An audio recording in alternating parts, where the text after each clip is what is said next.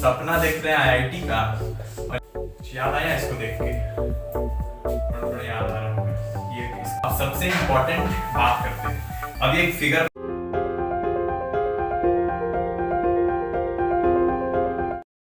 Hello दोस्तों, welcome to big brains. तो जैसा कि हम लोग कहे थे कि थर्ड लेक्चर आ चुका है मोल कॉन्सेप्ट का, ये वाला थर्ड लेक्चर है। और सबसे पहले हम लोग होमवर्क का डिस्कशन कर लेते हैं, उसके बाद आगे हम लोग प्रोसीड करेंगे, जैसा कि वहां पे हम लोग मोल्स तक पढ़ लिए थे और उसका स्टार्टिंग ही था। तो पहले ये फॉर्मूला बना लेते हैं, उसके बाद हम लोग आगे बढ़ेंगे लेक्चर में। मैग्नीशियम क्लोराइड, अब इसका होमवर्क था, जो किया है आप लोग मैच कर लीजिएगा और जिसका गलत होगा वो यहाँ से समझ लीजिएगा। अब मैग्नीशियम क्लोराइड का क्या होता है, Mg+2 और Cl-। तो बस इसको क्रॉस मल्टीप्लाई कर देना है, ये हो गया Mg यहाँ पे 1 और Cl2, 1 को तो दिखाते नहीं है, तो ये हो गया फॉर्मूला MgCl2। अब आ जाते हैं अमोनियम नाइट्रेट। अमोनियम का क्या होता है, NH4 प्लस NO3 तो ये क्या हो गया NH4NO3, ये बन गया इसका फॉर्मूला। सब मैच करते जाइएगा। और उसके बाद अब जिंक फॉस्फेट का बात करेंगे। जिंक फॉस्फेट, जिंक क्या होता है, जिंक का होता है Zn+2, Zn+2 होता है जिंक का। और फॉस्फेट का अगर बात करेंगे तो फॉस्फेट का होता है PO4-3। तो ये फॉर्मूला बन के आ गया Zn3PO4। तो ये हो गया इसका फॉर्मूला। अब हम लोग आगे बढ़ेंगे इसी में।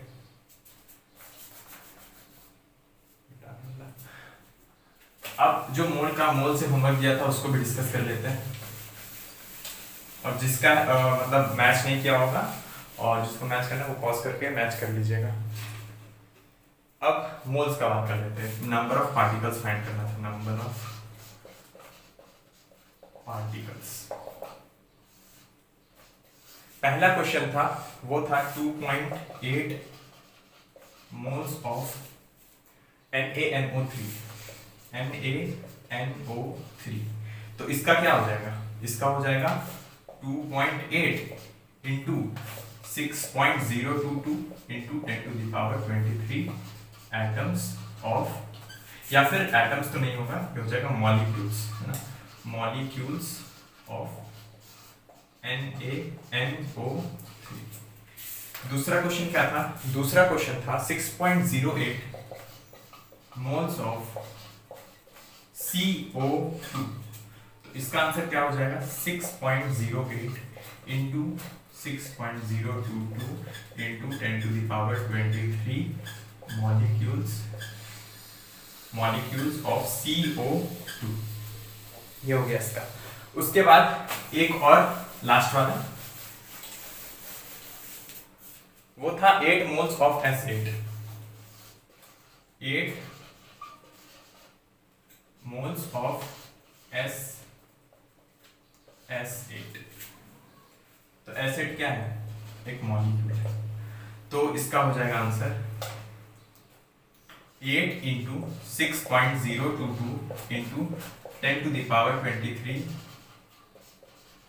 Molecules of S8। तो इसको आप एक बार देख लीजिएगा पॉज करके, जिसका जिसका मैच कर गया अपने लिए ताली बजा के आगे बढ़िए, ज्यादा खुश मत होइएगा, ये सब छोटा छोटा क्वेश्चन था। अब हम लोग मेन चीज पे बढ़ते हैं। पहले का थोड़ा सा देख लेते हैं। मोल्स क्या होता था, मोल सिंपल होता था 1 mole is equal to 6.022 into 10⁻23 atoms of carbon. इसके बराबर सारा नंबर ऑफ पार्टिकल्स होता था, ठीक है। अब इसके आगे बढ़ेंगे तो इसमें अब क्या क्या आ जाता है ना, इसमें क्या क्या आता है वो डिस्कस कर लेते हैं। तो अब डिफरेंट टाइप्स ऑफ मासेस के बारे में जानते हैं। Different types of masses, different types of masses. अब किस किस तरह का मास होता है, तो वो होता है, एक होता है एटॉमिक या फिर मॉलिक्यूलर मास। पहला क्या होता है, एटॉमिक और मॉलिक्यूलर मास, ये पहला हो गया। दूसरा होता है रिलेटिव एटॉमिक मास या फिर relative molecular mass. Relative atomic mass या फिर मॉलिक्यूलर मास। तीसरा क्या होता है, ग्राम एटॉमिक मास या फिर gram molecular mass. Gram atomic mass या फिर मॉलिक्यूलर मास। और एक इस सब के बारे में हम लोग डिस्कस करेंगे। एटॉमिक मास क्या होता है, मास का मतलब कोई भी एटम है उसका मास के बारे में अगर फाइंड करते हैं, उसका मास जो होता है उसी को हम लोग एटॉमिक मास कहते हैं। मॉलिक्यूल क्या हो गया, मॉलिक्यूल मतलब एक से ज्यादा, मोर देन वन एटम्स है ना, more than one and different types of atoms, वो डिफरेंट टाइप्स। या फिर S8 हो गया तो वो भी मॉलिक्यूल है, CO2 है तो वो भी एक मॉलिक्यूल है। तो वो मॉलिक्यूलर मास जो होता है उसको हम लोग कहते हैं मॉलिक्यूलर मास। अब डिटेल में सबके बारे में जानते हैं। पहले हम लोग डिस्कस करेंगे एटॉमिक मास के बारे में। एक और बात कि आज गर्मी बहुत ज्यादा है, ठीक है, तो बहुत ज्यादा गर्मी लग रहा है। अब पहले बारे में डिस्कस कर लेते हैं, एटॉमिक या फिर मॉलिक्यूलर मास। ये क्या होता है, इसको हम लोग रिप्रेजेंट करते हैं 1 AMU भी कर इसको बोलते हैं, और इसको 1U भी बोलते हैं, है ना। 1 AMU बोलते हैं एटॉमिक मास यूनिट, या फिर 1U भी बोलते हैं। U मतलब क्या हो गया, U मतलब हो गया यूनिफाइड मास, और 1 AMU का फुल फॉर्म होता है एटॉमिक मास यूनिट। क्या होता है, एटॉमिक मास यूनिट, ठीक है। अब इसका एक डेफिनेशन क्या है, तो 1 AMU जो होता है ना, मास ऑफ कार्बन 12 एटम बाय 12, है ना, तो वो हो गया 1/12 मास ऑफ कार्बन 12 एटम। अब क्या होता है AMU, अब हम लोग जितना एलिमेंट्स है ना या फिर जितना मॉलिक्यूल कुछ भी है, तो उसको हम लोग किसका टर्म्स में मेजर करते हैं, उसको हम लोग AMU का टर्म्स में मेजर करते हैं, है ना। तो ऑल द एलिमेंट्स, और एलिमेंट्स का क्या mass are measured in terms of AMU। तो अब जितना भी दुनिया में होगा ना पार्टिकल, सबका मास हम लोग AMU का टर्म्स में मेजर करेंगे। अब देखते हैं कि मास ऑफ, अब जैसे एग्जांपल में बात कर लेते हैं, मान लीजिए हाइड्रोजन एटम है या फिर ऑक्सीजन एटम है, चलिए ऑक्सीजन एटम, तो ऑक्सीजन का क्या होता है मास, एटॉमिक मास, वो होता है 16, तो 16 into 1/12 mass of carbon 12 atom. तो ये क्या हो गया, ये किसके बराबर था, ये AMU है, तो 16 AMU ऐसे करके। अब बात करते हैं कि ये चीज 1 AMU होता कितना, इसका वैल्यू क्या होता है, उसका तो हम लोग डेफिनेशन के थ्रू स्टेटमेंट जानिए एक तरह से, है ना, फॉर्मूला, लेकिन इसका आंसर मतलब इसका कंक्लूजन रिजल्टेंट क्या आता है, तो वो चीज का अगर बात करेंगे तो उसमें एक मास, है ना, एक कार्बन एटम का मास क्या होता है, मास ऑफ 1 कार्बन 12 एटम। एक कार्बन 12 एटम का मास होता है, जिसको पता है कमेंट करिएगा, ठीक है, पॉज करके पहले लिख लीजिएगा जिसको पता है, और मैं बता दे रहा हूं, ये होता है 1.9924। इसके अप्रॉक्स में इसका वैल्यू होता है 1.9924 में 64 into 10 to the power minus 23 into 10 to the power minus 23, ये इसका वैल्यू हो गया। अब फॉर्मूला में इसको पुट करते हैं, तो 1 AMU कितना हो जाएगा, मास of 1 carbon 12 atom 1.9964 into 10 to the power minus 23 divided by 12। तो इसका जो रिजल्ट आएगा वो आएगा 1.67 into 10 to the power minus 23 grams, ये ग्राम में होता है। तो ये इसका वैल्यू आ गया, बस सिंपल सा था, इसमें कुछ नहीं है। 1 AMU इन ग्राम निकला है ना, 1 AMU इन ग्राम्स। बस इसको बस याद रखिएगा, है ना, 1 AMU इसके बराबर होता है। और ये है, इसको याद करने का जरूरत नहीं है क्योंकि डायरेक्टली इसका जो रिजल्ट है वो हम लोग को नीचे मिल चुका है। अब उसके बाद बात कर लेते हैं हम लोग कुछ क्वेश्चंस पे, है ना, कुछ क्वेश्चंस करते हैं। चलिए, क्वेश्चन करना बहुत जरूरी है। अब जैसे जाए कुछ क्वेश्चंस पे, और उसके पहले हम लोग जान लेते हैं इसका डेफिनेशन क्या है। वो तो हो गया किसका डेफिनेशन, 1 एटॉमिक मास यूनिट का डेफिनेशन। तो एटॉमिक मास से आप क्या समझ रहे हैं? एटॉमिक मास मतलब हो गया मास ऑफ 1 एटम, है ना, एक एटम का मास, मास ऑफ 1 एटम। एक एटम का मास को ही हम लोग क्या बोलते हैं? एक एटम का मास को ही हम लोग बोलते हैं एटॉमिक मास। और मॉलिक्यूलर मास तो उसको बाद में डिस्कस करेंगे। तो एक एटम का मास को हम लोग क्या बोलते हैं? 1 एटॉमिक मास। तो it is defined as the mass of 1 atom of any element. कोई भी एलिमेंट का एक एटम का मास, उसको हम लोग बोलते हैं मास ऑफ 1 एटम, एटॉमिक मास। अब कुछ क्वेश्चंस कर लेते हैं। जैसे यहाँ पे एलिमेंट लेंगे, इसको नेक्स्ट एकदम अच्छा पेज में करेंगे, है ना। थोड़ा जगह की कमी के कारण सब करना एडजस्ट कर लीजिएगा, करते हैं। आप लोग सब्सक्राइब करिए पूरा रगड़ के, तभी हम लोग थोड़ा सा इसको अपग्रेड कर पाएंगे, है ना। बहुत जुगाड़ के साथ ये चल रहा है, तो इसी के साथ आगे बढ़ते हैं। एलिमेंट, और यहाँ पे उसका मास। ऑक्सीजन ले लेते हैं। ऑक्सीजन में कितना होता है? 16, तो 16U या फिर 16AMU। हाइड्रोजन 1U या फिर 1AMU। नाइट्रोजन कितना? 14U या फिर 14AMU। और ले लेते हैं आप सोडियम, 23U या फिर 23AMU। और किसका लेते हैं? और लेते हैं क्लोरीन का। क्लोरीन का कितना होता है?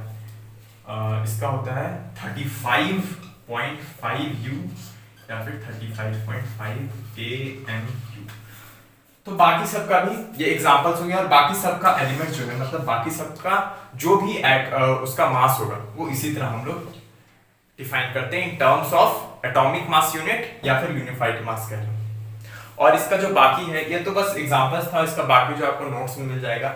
अभी दिक्कत क्या हो रहा है, नोट्स अपलोड इसलिए नहीं हो रहा है क्योंकि वेरिफिकेशन बाकी है। तो 1-2 दिन में वेरीफाई हो जाएगा हम लोग का यूट्यूब चैनल, है ना। और आप लोग सब्सक्राइब करिए, लाइक करिए, और जितना हो सके शेयर करिए, है ना। और मजा आने वाला है। इसके पहले आप एक मस्त वाला देखे होंगे, रोड मैप टू जेई, तो उसको समझिएगा और उसको फॉलो करते हुए अपना शेड्यूल निकालिएगा। अब बात करते हैं हम लोग मॉलिक्यूलर मास का। मॉलिक्यूलर मास क्या होता है? अब आप लोग तो इतना समझदार नहीं कि एटॉमिक मास 1, तो 1 से ज्यादा एटम रहा तो मॉलिक्यूलर मास हो गया, मॉलिक्यूलर मास। तो मॉलिक्यूलर का मास का डेफिनेशन क्या है? Mass of one molecule of any compound, या फिर मॉलिक्यूल क्या होता है? कोई एक एलिमेंट का भी होता है, mass of one of any compound या फिर एलिमेंट,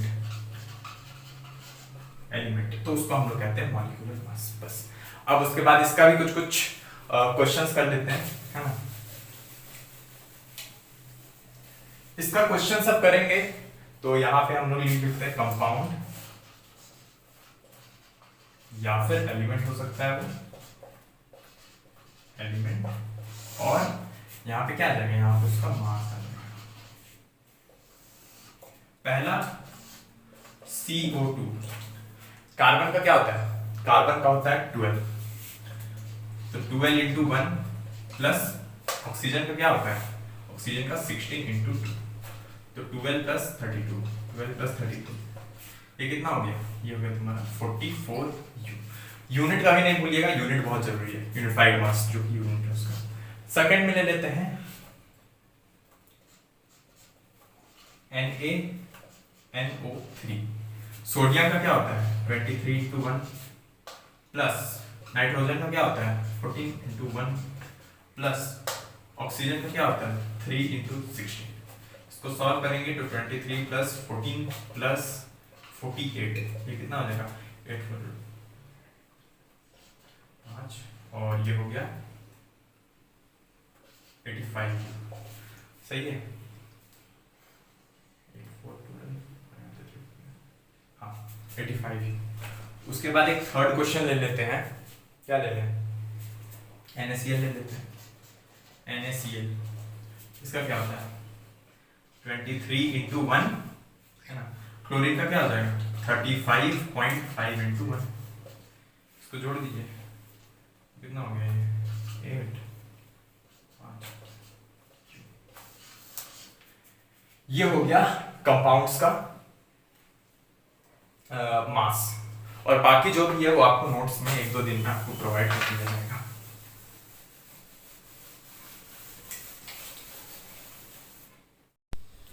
तो एक बात और है इस एटॉमिक या फिर मॉलिक्यूलर मास में, अगर आपसे पूछ दिया कि कोई आयन का मास निकालिए, मान लीजिए Na+ है, तो इसमें भी सेम चीज करना है, ये प्लस को आप भूल जाइए ना, ऐसे छुपा लीजिए। Na का क्या होता है, Na का होता है 23U, इसका भी उतना ही हो जाएगा। तो अगर कोई आयन का चार्ज निकालना है, या फिर वो एलिमेंट हो या फिर वो कंपाउंड हो या एलिमेंट मॉलिक्यूल जो भी हो, तो उसका भी इसी तरह निकलेगा, बस ये प्लस साइन को ऐसे छुपा दीजिएगा हाथ से।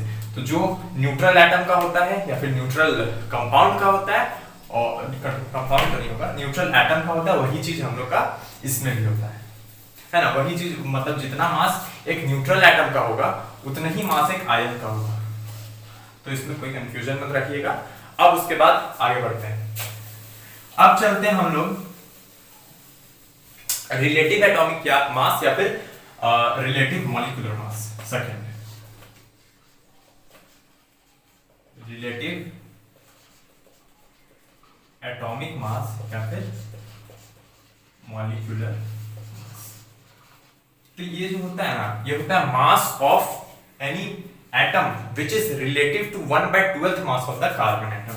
डेफिनेशन लिख लेते हैं, क्योंकि डेफिनेशन आपको एग्जाम में पूछेगा तो वहां बंदर जैसा मुंह नहीं बनाना है, उधर यहाँ पे ऐसे डेफिनेशन लिख लेना है, ठीक है। तो अब रिलेटिव एटॉमिक मास क्या होता है, it is the mass of any atom, है ना, it is the mass of any atom relative to 1/12th mass of carbon 12 atom. तो कार्बन 12 एटम का 1/12th मास जो कि रिलेट करेगा किससे, मास ऑफ एनी एटम से, उसको हम लोग कहते हैं रिलेटिव एटॉमिक मास। अभी समझे नहीं होंगे, है ना। इसका पहले R, इसको शॉर्ट में हम लोग RAM से डिनोट करेंगे, बार बार उतना लंबा नहीं लिखेंगे, है ना। टाइम बचाना है, स्पेस भी बचाना है और वक्त बचाना है। तो इसका सिंपल सा हो गया क्या,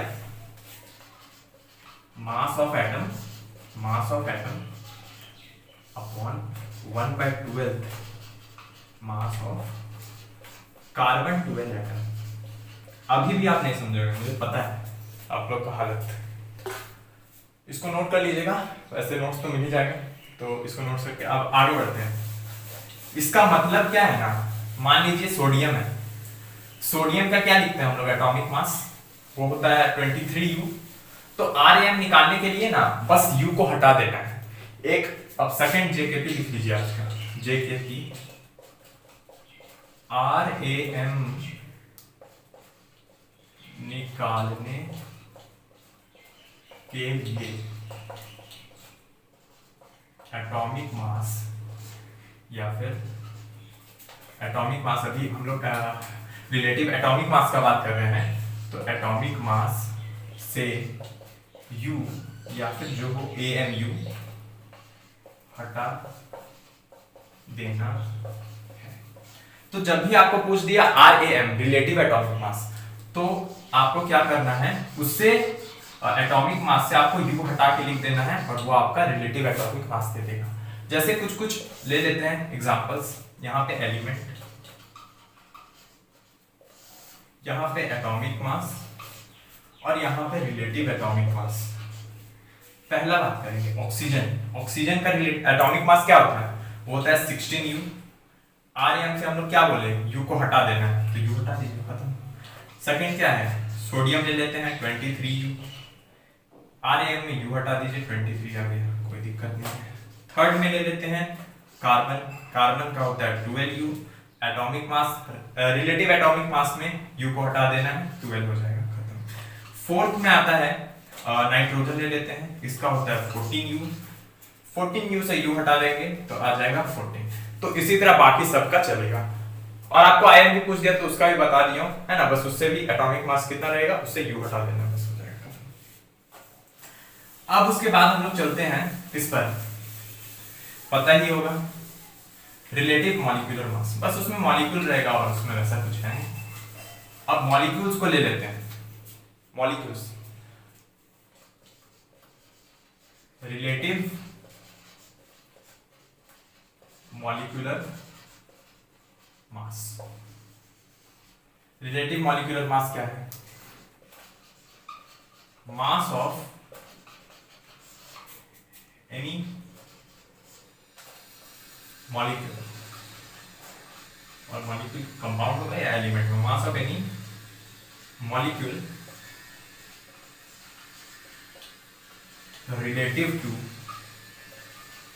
मास ऑफ 1/12 मास ऑफ कार्बन 12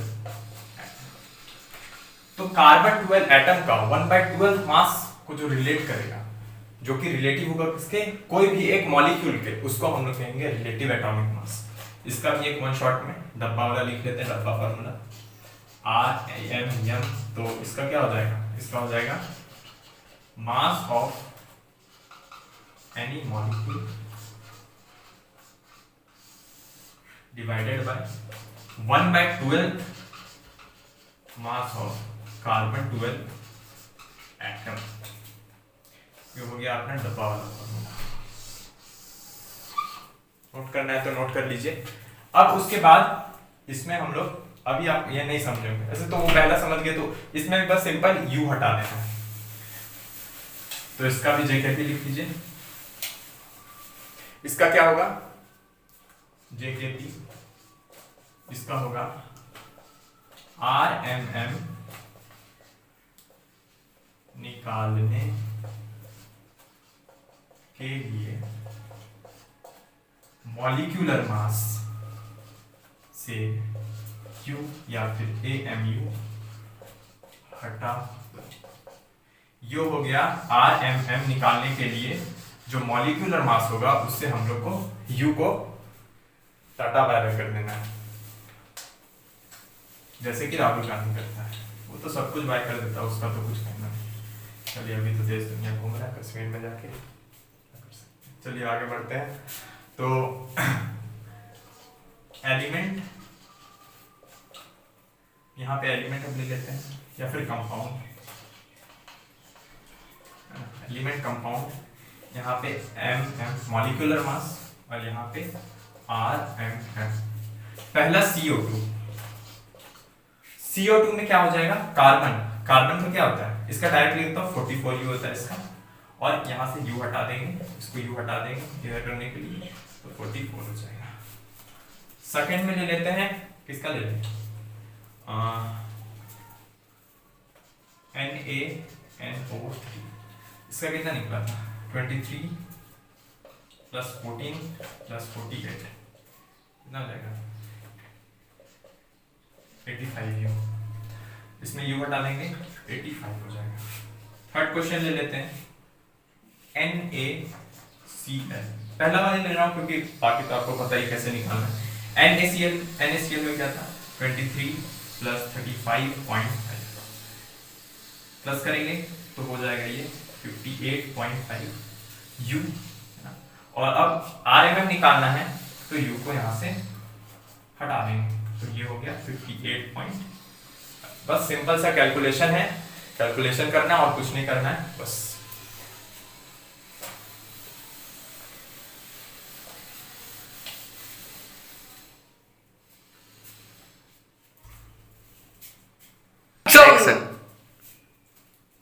तो अब हम लोग बात कर लेते हैं ग्राम एटॉमिक मास या फिर ग्राम मॉलिक्यूलर मास के बारे में। Gram atomic mass and gram molecular mass के बारे में। तो अब इसमें क्या क्या आता है, इसमें अब पहले एटॉमिक मास के बारे में जानते हैं, फिर उसके बाद डिस्कशन करेंगे ग्राम मॉलिक्यूलर मास के बारे में। अभी ग्राम एटॉमिक मास क्या है, ये थोड़ा अलग है, इसमें भी वही चीज लेकिन थोड़ा इसका अलग है डेफिनेशन। ये होता है mass of 1 gram atom of any element is called GAM, gram atomic mass. GAM, तो ग्राम एटॉमिक मास किसको कहते हैं, मास होगा किस चीज का, 1 ग्राम एटम का, है ना। 1 ग्राम एटम का मास कोई भी एलिमेंट का, उसको हम लोग ग्राम एटॉमिक मास कहते हैं। एक बात और, चाहे 1 ग्राम एटम हो, चाहे 1 ग्राम मॉलिक्यूल हो, या फिर 1 ग्राम आयन हो, ये सब जो है ना मोल ही होता है। क्या होता है, मोल ही होता है। तो 1 ग्राम एटम इज 1 ग्राम जो है वो मोल ही होता है, 1 मोल ही होता है, उसको 1 मोल ही काउंट करते हैं। तो अब इसको आप उतना नहीं अच्छा से मतलब कि समझो कि बस तो थ्योरी, इसमें कहना क्या चाहते हैं, तो कहना ये चाहते हैं ना कि आपको बस U को हटा के G लगा देना है, बस वही करना है आपको, है ना। तो ये ग्राम एटॉमिक मास हो गया, क्या हो गया, मास होगा किस चीज का, 1 ग्राम एटम का मास, मिट गया सॉरी, 1 ग्राम एटम का मास, है ना। 1 ग्राम एटम का मास कोई भी एलिमेंट का, कोई भी एलिमेंट का 1 ग्राम एटम का मास, हम लोग उसको क्या कहते हैं, GAM, गेम। यहाँ पे गेम नहीं करना है आपको, ठीक है, वो पढ़ा जाता है, वो शॉर्ट फॉर्म है उसका, आपको यूज अब करना थोड़ा आना चाहिए। अभी आप 11 में पहुंच गए हैं तो उतना आपको आना चाहिए, ये मैं उम्मीद रखता हूँ। और उसके बाद ये जो है इसका यूनिट क्या होता है, तो यूनिट इज ग्राम जी। और इसको निकालने के लिए अब इसका जेकेपी लिख लेते हैं। इसको निकालते कैसे हैं, how to find it, JKP इसका ये है कि GAM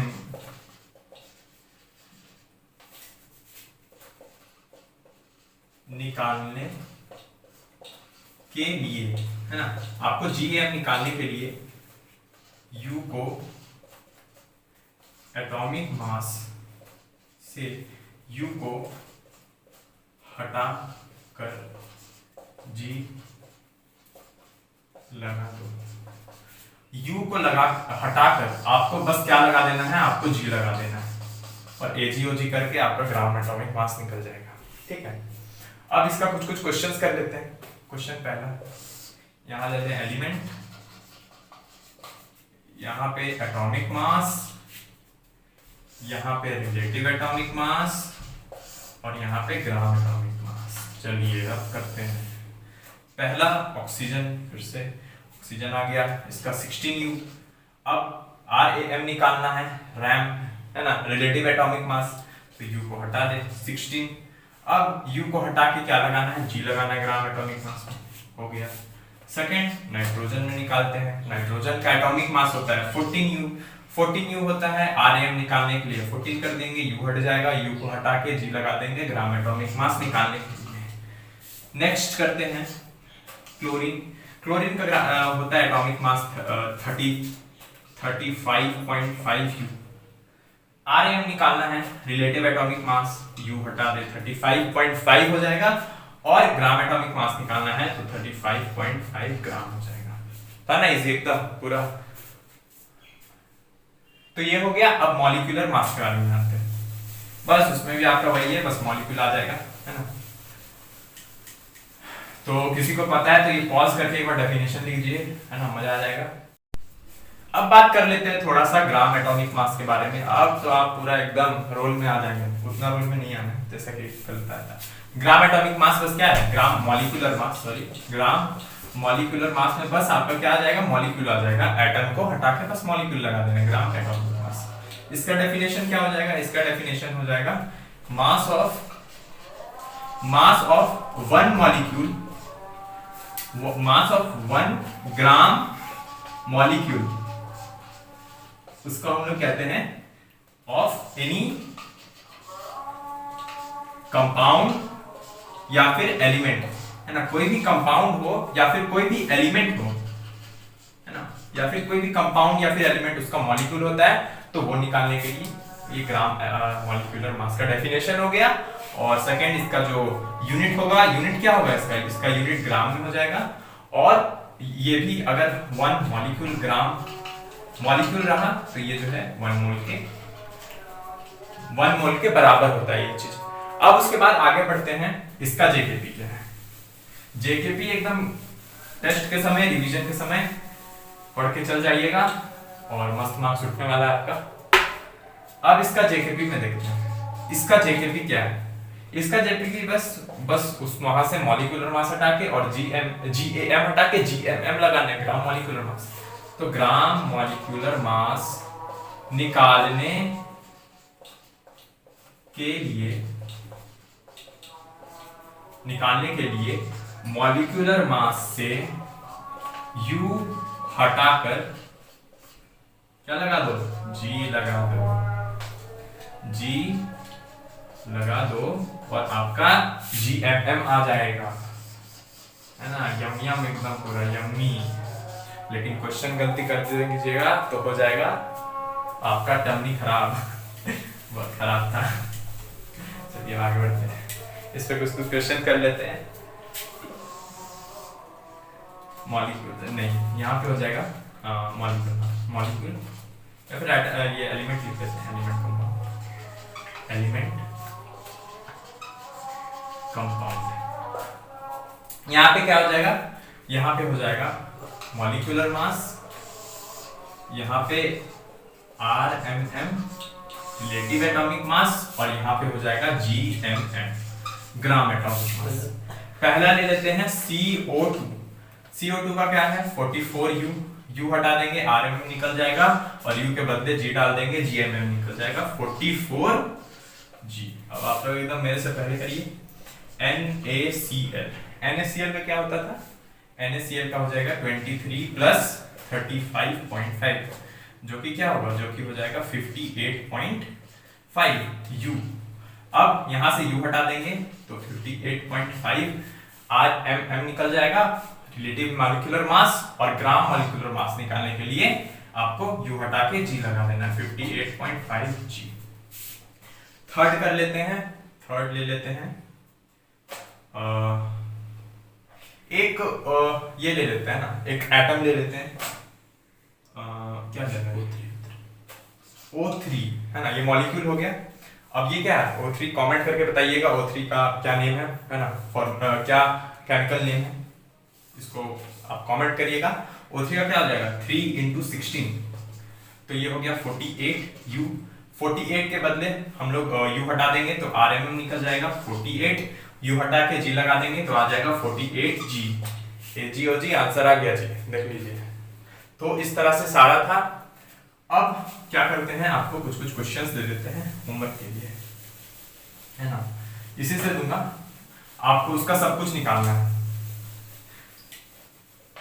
सब कुछ मतलब सब कुछ, है ना, उसका जो एलिमेंट और कंपाउंड दोनों रहेगा, उसका MM, उसका एटॉमिक मास, उसका मॉलिक्यूलर मास, मतलब जो एटम रहेगा उसका AM, GM, MM, AM, GM, RAM, और जो मॉलिक्यूल रहेगा उसका आपको निकालना है मॉलिक्यूलर मास, रिलेटिव मॉलिक्यूलर मास, ग्राम एटॉमिक मास। ये तीनों निकाल के लाइएगा नेक्स्ट होमवर्क में। अभी आपको होमवर्क प्रोवाइड कर देते हैं और उसके बाद कुछ एकदम बहुत ज्यादा इंपॉर्टेंट बात करेंगे, है ना। सॉरी पेन गिर गया।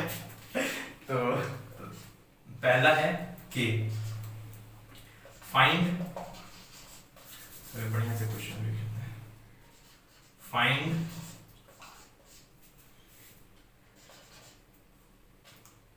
MM, RMM, GMM for molecule and atomic mass, relative atomic mass and gram atomic mass for what? For atom। चलिए तो कुछ क्वेश्चंस लिख लीजिए। क्वेश्चन 1 के, दूसरा S, तीसरा S8, चौथा NH4Cl। और ये सब का आपको ये भी लिखना है केमिकल फार्मूला। तो केमिकल फार्मूला से लिख के दे देता हूँ आपको, आप उसका फार्मूला लिखिएगा, केमिकल नेम मैं दे देता हूँ, आप उसका फार्मूला लिखिए, फिर उसके बाद निकालिए। ठीक है, एक ले लेते हैं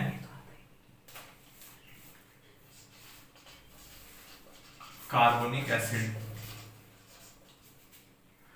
एक ले लेते हैं 6 नंबर नाइट्रिक एसिड।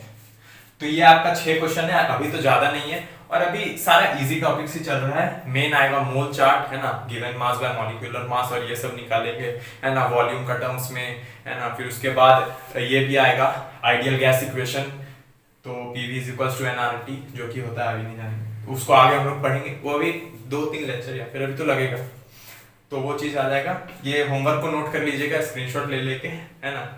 और अब थोड़ा सा एक इम्पॉर्टेंट बात, एकदम टिके रहिएगा, अब सबसे इम्पॉर्टेंट बात करते हैं। अब एक फिगर बनाना उधर, उसको ध्यान से देखिएगा, एकदम पूरा जूम करके देखिए।